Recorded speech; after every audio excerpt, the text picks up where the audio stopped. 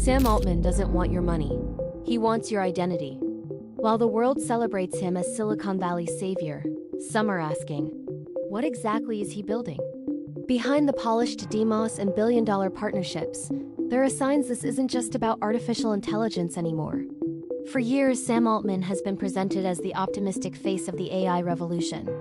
The calm founder. The leader who talks about safety, regulation, and the future of humanity. But inside the industry, the conversation doesn't always sound the same. When you move fast enough, something breaks. In November 2023, that tension became impossible to ignore. The board of OpenAI made a decision that shocked Silicon Valley. They fired their own CEO, not because of financial losses, not because of a public scandal. The official reason was short and unusual. He was no longer consistently candid with the board, a vague statement. But inside a company building increasingly powerful systems, trust isn't optional. For a moment, it looked like the end. But it wasn't. What happened next wasn't just a corporate crisis. It was a display of power. Within days, hundreds of employees threatened to resign. Investors reacted. Was gone. And from that moment on, something shifted. To understand how we got here, you have to go back to 2015, when OpenAI wasn't a tech giant, but an idea. It was founded with a clear mission: to develop artificial intelligence in a way that was open, transparent, and safe. A counterweight to large tech companies that, according to its founders, could concentrate too much power. Among those founders was Elon Musk. The vision was simple and ambitious. AI should benefit all of humanity. But that vision didn't remain untouched. In 2019, OpenAI introduced a new structure, a capped profit model. Not fully corporate, but no longer purely open either. For some, it was a necessary evolution. For others, a turning point. That same period saw the departure of several key researchers, including individuals who would later found Anthropic. There was no single public explanation. But within the industry, a pattern started to emerge. Not everyone agreed with the pace of progress. Then came the moment that changed everything. ChatGPT. Its release wasn't just successful, it was explosive. Millions of users in days. Adoption at a scale rarely seen before. But while the public explored what it could do, inside the industry, more difficult questions were being asked. How fast is too fast? Because artificial intelligence isn't just software. It's cognitive infrastructure.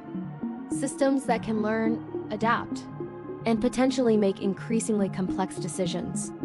There are no fully confirmed public details, but multiple sources pointed to the same idea.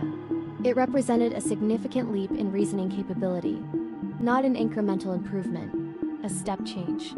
Enough to spark internal discussions about safety, control, and timing. And when you connect that to what happened in November 2023, the story starts to look different. Not just a corporate conflict, but a deeper disagreement. How fast should something move? When no one fully understands where it leads? But there's another piece to this story. One that has nothing to do with chatbots. It has to do with identity. While ChatGPT dominated headlines, Altman was working on another project, Worldcoin. The idea starts with a simple question. In a world where AI can generate faces, voices, and entire identities, how do you prove you're human? The proposed answer is proof of personhood, a global system based on biometric verification. To make that possible, a physical device was created, a metallic sphere known as the orb. The process is simple. You look into it. It scans your iris and generates a unique digital identity.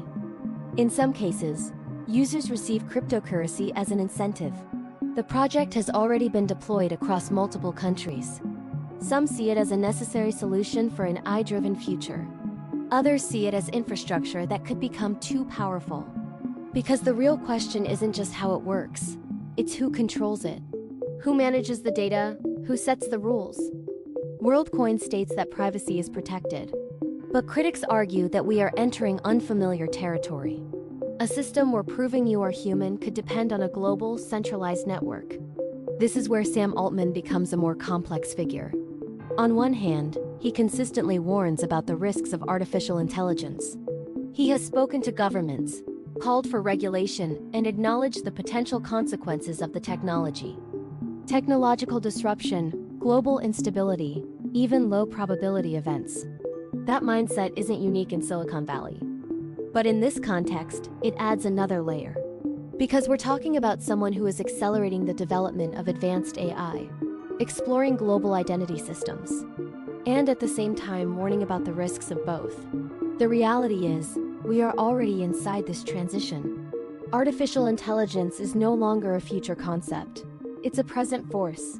It's changing how we work, how we think, how we interact with the digital world.